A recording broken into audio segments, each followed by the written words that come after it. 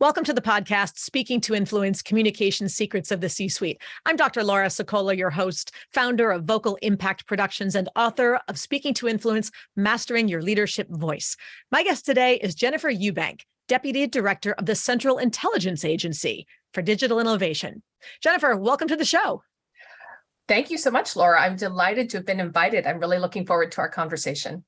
Now, this is interesting because while people, of course, are familiar with the Central Intelligence Agency, otherwise known as the CIA, we don't often think about the digital innovation part of the whole thing. Give us your elevator pitch. Tell us a little bit about what you're doing. Well, let me tell you about CIA, and then I'll tell you Yes. about what I'm doing, because not everyone really knows what we do. So we are the world's premier intelligence and espionage service, and we do three primary things. One is we collect intelligence around the world, secrets about what our adversaries are planning and intend to do. We often do that through human sources. In the movies, they call them spies. We call them sources. We produce all source analysis, and this is amazing intellects in our analytic cadre who pull together information from all different sources and produce judgments to inform policymakers, to help the president and others make the best decisions. And what's interesting and unique about the CIA in this regard is that we tell policymakers what they need to know, not what they want to hear. And then third, we conduct covert action on instructions of the president. And that is our special authority to affect events overseas to support our national security. And it's a difficult thing to describe, but I would challenge you to think about it this way. When diplomacy is not enough and military action is too much, we are the third option. And so the Directorate I lead is responsible for the digital transformation of the agency, bringing all of these new emerging digital technologies into our mission and integrating them with our human intelligence mission, our technical intelligence collection capabilities, all these things. As we saw the transformation across kind of the business landscape, we understood that we needed to transform as well. And we created this new directorate in 2015. And I now have the honor and pleasure of leading it. That's amazing. And what is it's funny that you use phrases like, so what's interesting just in this regard, as opposed to, other aspects of espionage, which are not interesting and are completely mundane for the rest of the world. Nice qualifier there. But it's one of the biggest challenges that I find most leaders experience as they move up the ranks, as it were, in their organizations of whatever sort, is the challenge of what people refer to as managing up. And that how do you provide whoever you directly report to, or a level or two above them, even for that matter, with the information that they need and the information that you want them to understand. But of course, with the diplomacy of figuring out how to perhaps give it with a spoonful of sugar that makes the medicine go down, or otherwise make sure that the messenger doesn't get shot in the process of your world. That could actually be literal. I got to watch my metaphors. No.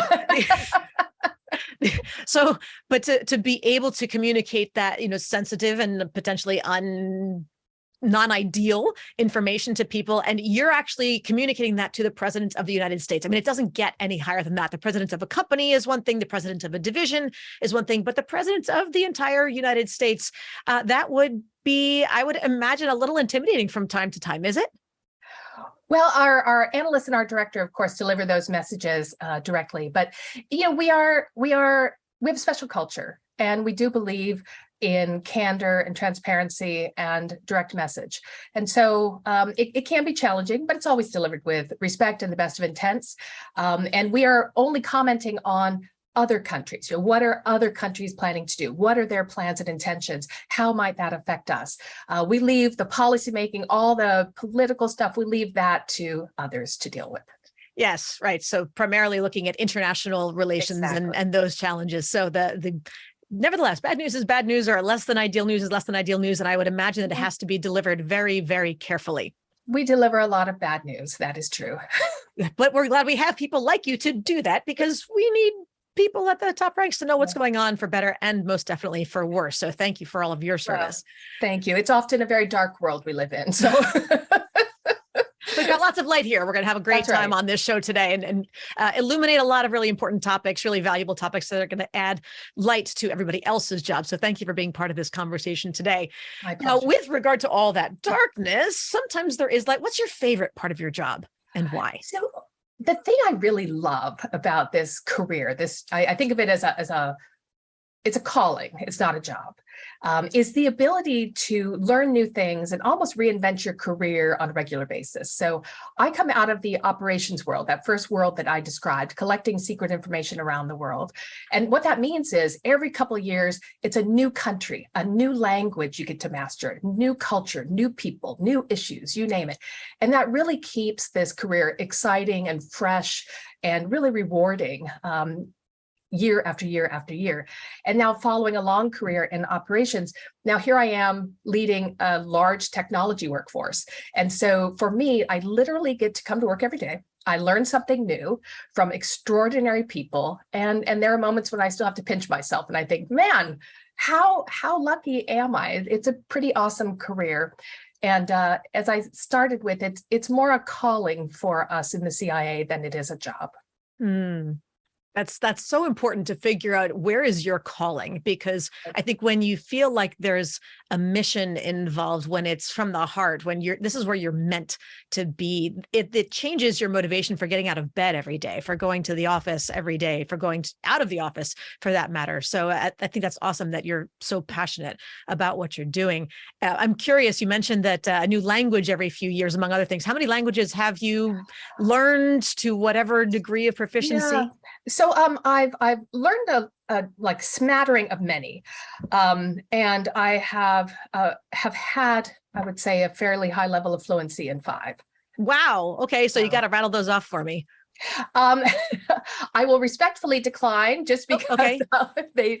They do reflect where I've spent most of my time in my career overseas. So oh, that's such a tease. Oh my goodness. Okay, we're gonna have to have some let's girl say talk afterward. amongst them are a number of one language countries. So Interesting. Okay, so now you've clearly left me off. I've got 3 more or less under my belt, and the smattering probably another half dozen, but I can get myself in trouble in a lot of them, but that's probably not terribly helpful at some point. But nevertheless, oh my goodness, 5 to a good degree of fluency, and that's not even the smattering language. Okay, so anybody out there who, the moral to this story is anybody out there who says, well, I'm too old, you got to be a kid to learn a foreign language, you have to, immerse yourself in the culture and only speak that language, and there's no other way to learn it, or, I don't have the time to learn it. I think we've just busted that myth. So I don't care if you're 30, 40, 50, 60 years old. If you want to learn a foreign language for travel purposes, work purposes, new opportunities, or just because, just shut up and do it. Yes? I have 2 pieces of advice. One, you need to learn how you learn best, right? How do you absorb information and retain it the best? And that's key. And then second, and this is really important in foreign languages, just get over yourself. Stop worrying about the mistakes. Just speak. People will understand and you will improve. And once you can break that kind of pattern where you're just so concerned, did I get that verb tense wrong? Did I get that preposition wrong? Once you get over that, then a whole new world unfolds ahead of you. Yes. Thank you for saying that. Get over yourself, everybody. Here's the thing. You're going to make mistakes. It's not going to be easy. You're starting from square 1 or maybe square 3 if you studied whatever language in high school a gazillion years ago. It's all still in there latent.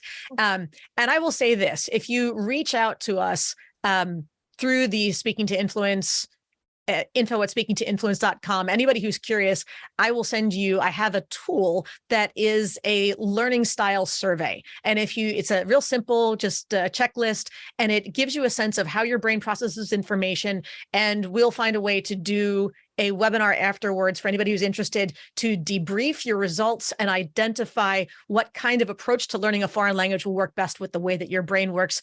And then even if all you have is, this particular app, to say, here's where that's going to gel well with you. Here's where you'll need to compensate. Here's what's going to make things easier. Here's where you'll have a little bit of bumps along the way, but expect that. And it's the fit. It's kind of like, why don't you look good in those jeans? It's the cut of the jeans, not you. It's just a matter of finding the right fit and adapting accordingly. So thank you for that opportunity to talk about foreign language learning, because it's such an amazing tool in every aspect of life. And it's something that I feel like right under public speaking is probably they say public speaking is the greatest fear. Death is the second. I think learning a foreign language and having to speak a foreign language is probably third on the list. What do you think? I don't know if it's quite that dramatic, but I do know a lot of people find it intimidating. And the last thing I would add about it is, well, I'd add 2 things. One is that you can never really understand a culture, and not that you can ever understand another culture perfectly, but you can never really really understand the heart of it if you don't understand the language, because it's reflected in the words themselves. And so that is key. And then second is it's just more enjoyable, right? To connect with people, to understand your environment, to enjoy what people in that country enjoy. You're always operating with a barrier or a wall if you don't speak the language or if you don't try. So that would be my pro tip, just try. Yes, yes, you got to start someplace. That's So right. the beginning is a perfectly good place, and it's fun. It can really be fun to feel like you're connecting with people on a whole different level. So, all right. Second language learning, third, fourth, 12th language learning, public service announcement done. From there, tell me a little bit, Jennifer, about what's one of the big issues of the day for you, and how do you have to adjust your approach when you're talking to different key stakeholder groups about it? So one of the big issues for me and for my organization right now is cybersecurity. And I would say that's a big issue for America in general. So it's probably something everyone should think about in one way or another. For me in this job, though, there are lots of different constituencies, lots of different stakeholders. And so you have very different conversations with each of those. So if I think about my workforce in the Directorate of Digital Innovation, this is a highly technical workforce. So engineers of every type, data scientists, ethical hackers, apps developers, you name it, really extraordinary people. And those conversations are pretty quickly down in the weeds. Like we are talking the technical details of our programs because I really need to understand A, what we're trying to accomplish, B, what support the team needs from me as a leader. And so those conversations can be pretty weedy at times, but really, really critical to understand where we're heading as an organization. Second group I would highlight would be our stakeholders across the CIA. So these are our partners outside of our directorate. If I go back to that early outline of what CIA does, think about that operations world where we're collecting intelligence. Think about the analytic world where we're producing judgments. So these people, we are under a fair amount of pressure, right? We need to learn the next important thing. Is Al-Qaeda planning another attack? Is some country going to launch a nuclear weapon? Is like we have really important things we need to do. And somehow my conversations with them, I need to connect with that mission to explain the importance of cybersecurity. We need to protect your sources. We need to protect our intelligence. We need to protect our officers overseas. And that starts with protecting our information and our systems. And we need to have that ability because we're like any organization, right? Resources are finite. At some point, there's always a resource discussion. Is the balance going to tip one way or the other? And there are moments when we need to tip more towards cybersecurity. And so you need to be able to translate that across the organization. And then the third group I would mention would be our outside stakeholders. Largely, let's think policymakers, think Congress, think National Security Council, think other agencies and departments. And so in those conversations, I'm representing the CIA, and I need to convey to them our position on fill in the blank, some issue that we're talking about debating. One that's really foremost in our minds these days is strengthening the partnership between the public sector and the private sector, because we are all vulnerable these days. There are really aggressive cyber actors out there trying to steal our intellectual property, steal our information, penetrate our systems, potentially put our systems at risk. Think of the ransomware threats and the rest of that. And so, it's interesting because it's not what people think about when they think about CIA and the intelligence world about how do we promote better partnerships with industry, right? These are the kinds of things we talk about. And then the other unique role that I have when I'm engaging with these outside partners, because of CIA's unique mission in providing analytic assessments, I'm also often briefing our analytic views on fill in blank. What is a particular country trying to accomplish? What is the threat that they pose to us? What are the risks of cyber attacks? What are the risks of ransomware attacks from this country? And so my role in those conversations is often the context for what then becomes a policy discussion or a political discussion, which is somebody else's role. But providing that kind of candid, what you need to know, not what you want to hear, foundation is something that I have to do quite regularly. That's a lot of balls to juggle at the same time and to keep everybody straight. In doing so, when you've had the opportunity, when you first went from being an individual contributor to leading a team, what's an important lesson that you learned? Oh, wow. There's so many, right?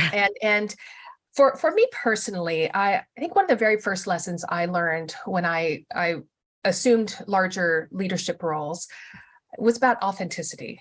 And it is something people talk about a lot these days, but it wasn't when I joined the CIA. And when I joined, there were not many women in my line of work. I was, we call operations officer, working overseas, collecting secrets, conducting clandestine operations. And there weren't many women doing that. So you can imagine there were very, very few women leading teams doing that.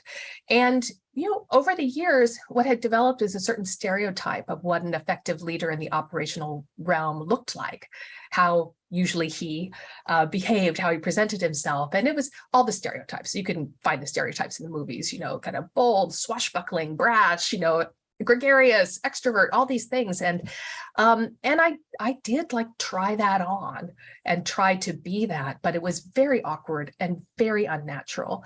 And it took me a while to realize that, that authenticity is necessary to build trust with a team. If you don't have trust, then how are you going to lead? And at some pivotal moment, I finally realized that I was either going to be myself and succeed or try to be somebody else and fail. And once I came to that decision, it all became a little bit clearer and easier for me and much more enjoyable. No doubt, no doubt. Did you find that was a difficult transition to make, shifting into something a little more, from what I'm inferring, something perhaps a little more understated, similarly direct perhaps, but not so over the top in dynamism perhaps? How was it received when you made the shift? Well, I think pretty well. I managed to succeed. So I guess somebody thought I did it well. Yes, I'm here and in a job that I never would have imagined being in many years ago. It's all tremendous honor. But in that initial shift, if you were if they'd gotten used to you trying to be like them, and then was there any hiccup, or was it more just no, they were fine with it, and it was in your own head that you had to just? I think it was in my own head. It was in my own head for sure, and building on the stereotypes in our organization. And so once I, again, another use of this phrase, got out of my own way, it was much clearer, what I needed to do. And so I'm an introvert by background, which is very unusual for me to find myself on a podcast like this speaking about the CIA of all things, but I'm an introvert by background. I do have high levels of empathy and compassion and all these things that we talk about now as elements of effective leadership, but that were not often spoken about as elements of effective leadership years ago. Yes. So, authenticity was the thing for me. I think I'm hearing an important theme here about the need to get out of our own way. And I've often spoken about head trash. We got to take out the head trash where we're convinced of certain things. We hold ourselves back unnecessarily, but it just seems like at every stage, there are things that we do consciously, unconsciously, and otherwise that just we trip over it, and it's completely our own doing. So not to say that there isn't stuff out there that is impediments to our success, and we have to work on overcoming those external barriers, but why create more for ourselves? We really just need to get out of our own way. And not to go off on a tangent, Laura, but I don't want to play to stereotypes, but there is something to be said about this idea of imposter syndrome with women in some leadership positions. And this really became vivid to me when I was speaking to, and now I will protect her name, but one of the most senior women officials ever in the US government, at the top for career, worldwide recognition, extraordinary person. And she said to me one day that each day when she looked in the mirror, this was after she had left that role and she was in a more reflective mood, retired. And she said each day she looked in the mirror and her inner voice would ask her, who do you think you are? How do you, why do you think you can do this? And questioning her. And she interestingly had this persona very much like I described in my early leadership experience, this kind of a little bit too bold, a little bit too brash, a little bit too direct. And people thought she was frankly, not a very nice person. But what it was this whole dynamic of imposter syndrome and kind of a self-defense mechanism. And I think there's something to say about that with many women in leadership positions where women are not frequently leading teams. And luckily, we have made a lot of progress as an agency since that time, and we really do embrace all forms of leadership. And a public service announcement, I think, would be a surprise to many people. There was a point not long ago when our director and the heads of our 5 directorates, so the 5 deputy directors for fill in the blank, operations analysis, science, technology, digital innovation, and support, were all women. Wow. So to me, that was just a real testament to the transformation that we've had as an organization and frankly, as a country, right? Yes, yes. And I think the imposter syndrome is something that, ironically, women, I think, talk about it most. At least I tend to hear about and spoken in groups of women's events, women's organizations, minority groups and resource groups of various diversity sorts often also talk about that challenge. And yet, a good number of my clients are male executives, and they frequently talk about it just as much. So I think the difference, which is a detriment to them, is that culture often tells them they're not supposed to. It's just like, men aren't supposed to have feelings, men aren't supposed to cry, men aren't supposed to eat broccoli, or, whatever it happens to be, that they're not allowed to acknowledge those things. So it doesn't tend to get talked about in those circles, but it really is a very human experience. Everyone has that inner voice, that inner critic that says, who do you think you are? You're going to screw this up. What if you can't do this? It's a challenge for everybody. So thank you for voicing that and helping others out there who may be wondering, is it just me? Answer that question. No, it's not. Isn't that the key point as you outlined? It's a common human experience. Yes. And hopefully through conversations like this, we're going to change that too, and have the change, like you just described, of having all 5 of the senior directors being women. And I'm guessing that wasn't just a diversity initiative. We finally realized, no, these are the right people. Right. Not at all. Right. So you can't put the excuse on it that, they're just checking a box. No, they've got the whole panel and they happen to be the most qualified. I think that's beautiful. Now that brings us to a challenge for everybody else.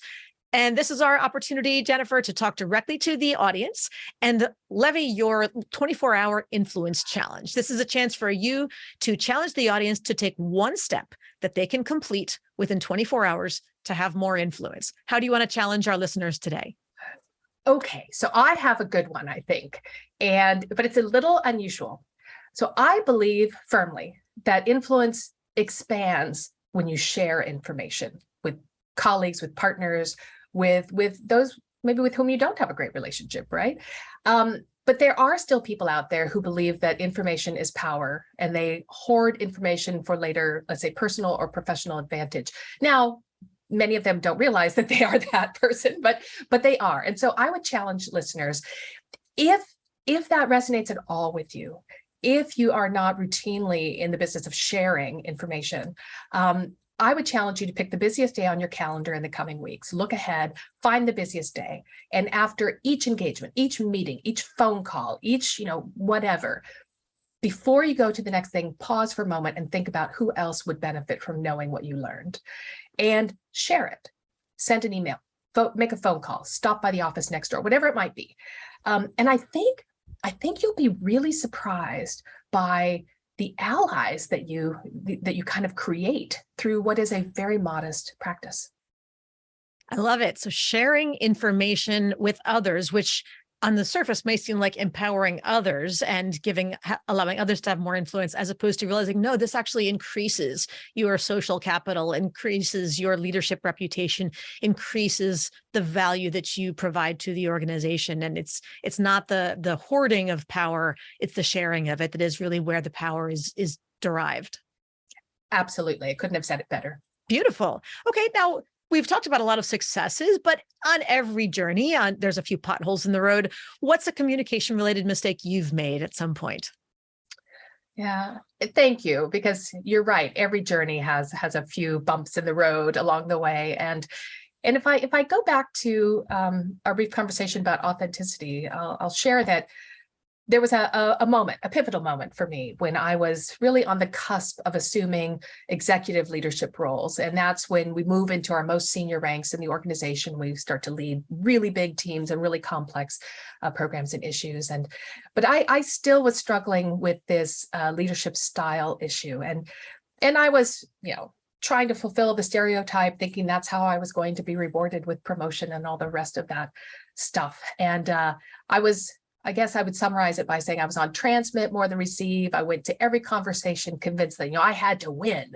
And so ultimately what that created, it created a barrier. It created a barrier between me and my team, which is problematic enough.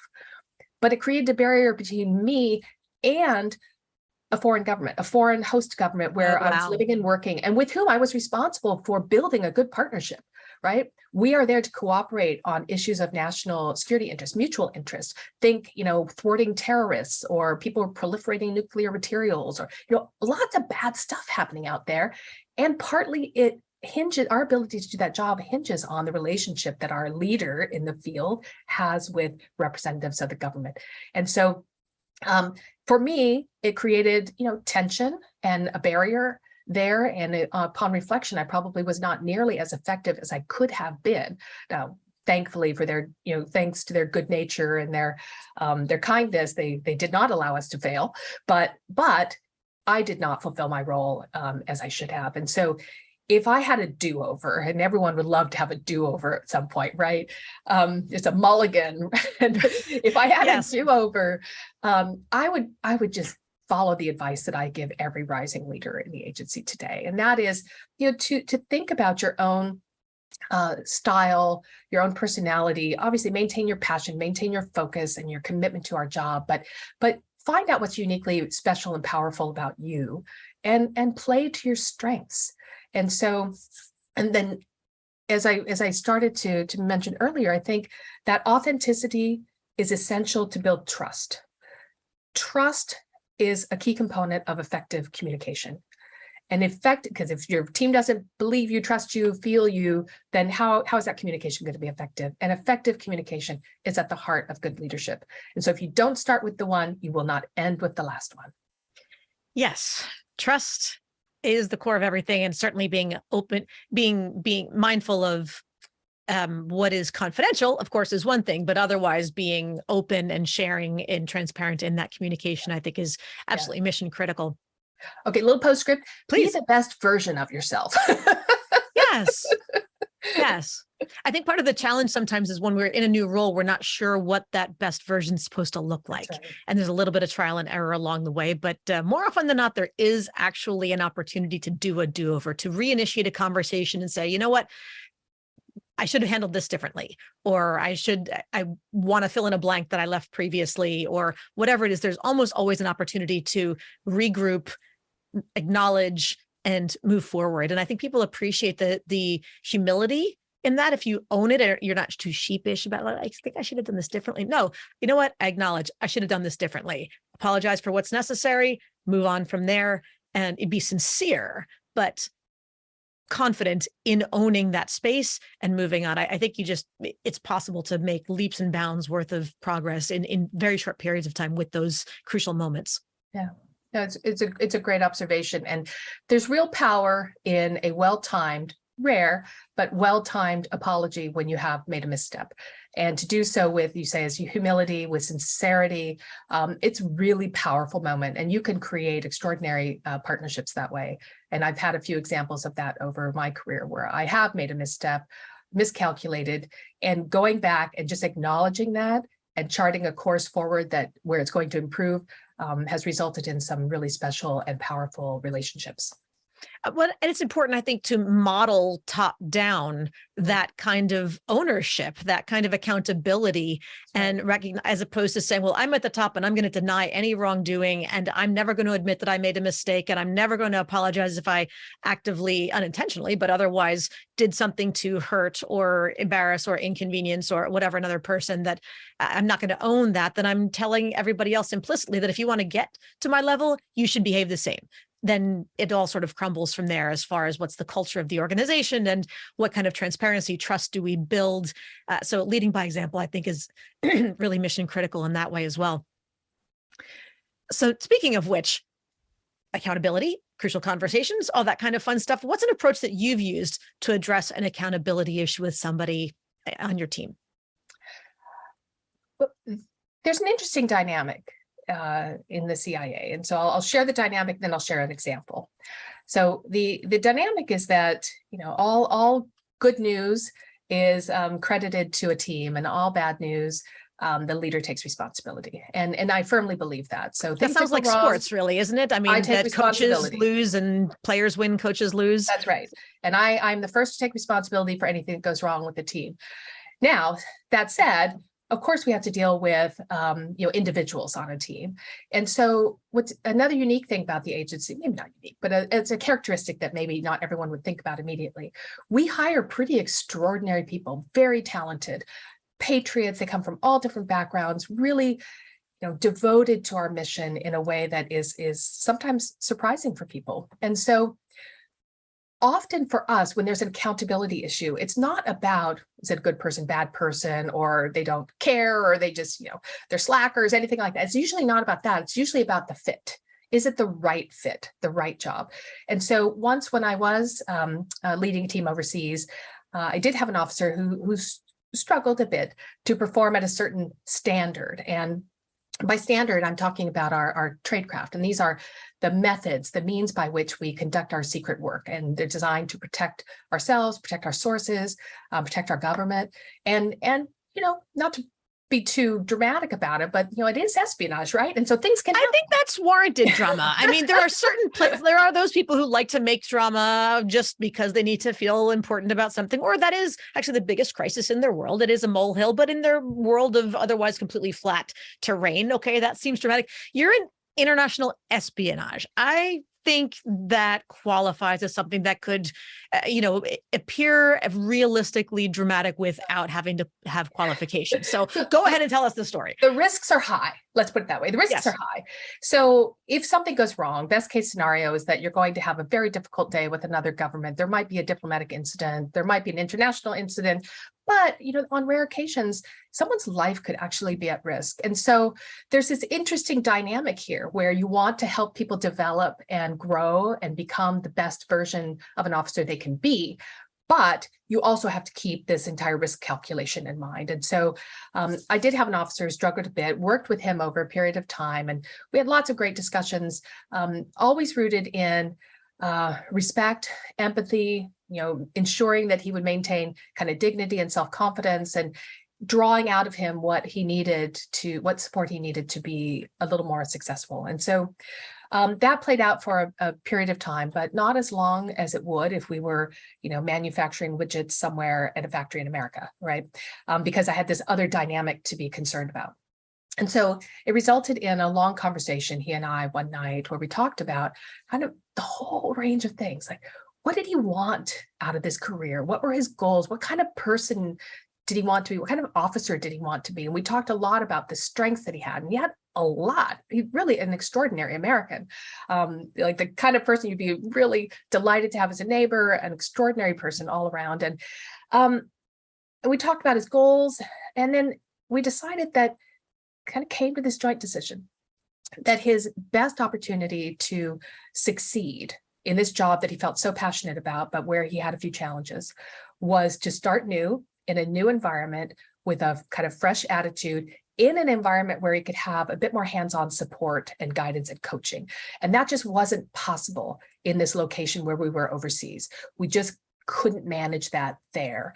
And so did make the decision to send him back to the States early, where he could do all of that and develop the skills he needed and wanted to be successful. And so if I had a lesson to share from all of that, and it's no great revelation, I think anyone who has an ounce of compassion would approach it the same way. I think having the conversations, difficult conversations, in a way that maintain the dignity of the officer, that display empathy for the situation they're in, that show respect for them at all times, and helps them chart a path to success.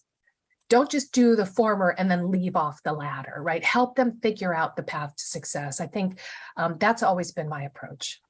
I think that's critical. And starting with understanding that you want this person to be successful. Absolutely. And because it is in everybody's best interest. Nobody wants to start from scratch or have failures. So to the extent that we're helping people start with the intention of charting a course to success, I think it just opens up conversation on a whole different level. And in my world, in this, world of intelligence and espionage, right? America wants you to be successful. So we need to find a path. I think that is a very fair assumption to make. And if anybody wants to disagree, feel free to let us know. But otherwise, I think that, yes, we can I'm going to go out on a limb and say 100% people out here would like those in the intelligence world to be successful and keep us safe. So thank you to you, your team, and everybody else who does what you do so we can all do what we do safely and freely every day. With that, Jennifer, how can people learn more about you and the CIA, the organization, your space? Where can we find out more? Thank you. So CIA is on social media. I would invite any listeners to follow us on all the key platforms. So Twitter, Instagram, Facebook, LinkedIn. I'd invite anyone who's interested to follow me on LinkedIn as well. I post content regularly about digital transformation and the intelligence business. I would also highlight something's very exciting. We have our first ever CIA podcast. It's called The Langley Files. We've had 2 episodes released so far, and I would say it's getting great reviews. I've listened to both. I love them. Really fantastic people you'll hear from. So I recommend that to everyone. And CIA.gov. It's standard website, but it's rich in content about our people, our mission, and for anyone who might be interested in career opportunities, lots of information about everything that we do and the kinds of people we hire. And trust me, if you can think of a career path, we have it in the CIA. Everything from, graphic artists to satellite engineers and everything in between. So I commend anyone who might be interested to take a look there. That is amazing. And I love the idea of the Langley Files. What a fun new podcast. So listen to that one after, of course, you listen to this one. And then, so there's always room in life for 2 podcasts. So clearly these are the 2 most important ones. So thank you for that new resource. Jennifer, it has been so much fun talking to you today. Thank you for joining us. Oh, thank you. It's been my pleasure. And to everybody else, as always, thank you for tuning in. Be sure to subscribe so you never miss an episode, and give us a 5-star rating if you haven't done that yet on Apple Podcasts, iTunes, or your favorite platform of choice, so we can continue to help even more people increase their confidence, presence, and influence. And finally, of course, if you want to download my free guide to equipment recommendations for virtual influence, including my picks for microphones, lights, and more, go to speakingtoinfluence.com. I'm Dr. Laura Sokola, and you're listening to Speaking to Influence, Communication Secrets of the C-Suite. Hi, everyone. This is Dr. Laura Sokola, and I want to sincerely thank you for listening to the Speaking to Influence podcast. If you love listening to these episodes as much as I love bringing them to you, be sure to subscribe so you never miss an episode. And please go to iTunes right now to rate and review our podcast in order to help us expand our reach so even more people can master the 3 C's to command the room, connect with the audience, and close the deal. Thanks for listening to Speaking to Influence, Communication Secrets of the C-Suite, the show for leaders who want to speak with impact. The hosts, producers, owners, and media distributors of the show make no guarantees that the strategies and information discussed will result in profit or other success and may result in losses. The opinions and statements of the hosts and guests do not necessarily reflect the opinions of the owners, staff, managers, broadcasters, or sponsors of the show. No medical or psychological therapy or personal or professional wellness or relationship advice is offered in the show. You are advised to seek counsel on matters related to your health, family, relationships, job, or other business and legal matters from licensed advisors in those areas prior to making any changes in business or lifestyle. No information provided may be suitable in your situation. As always, take responsibility for the decisions and actions you take, including the reactions they may make in your work, family, health, and life.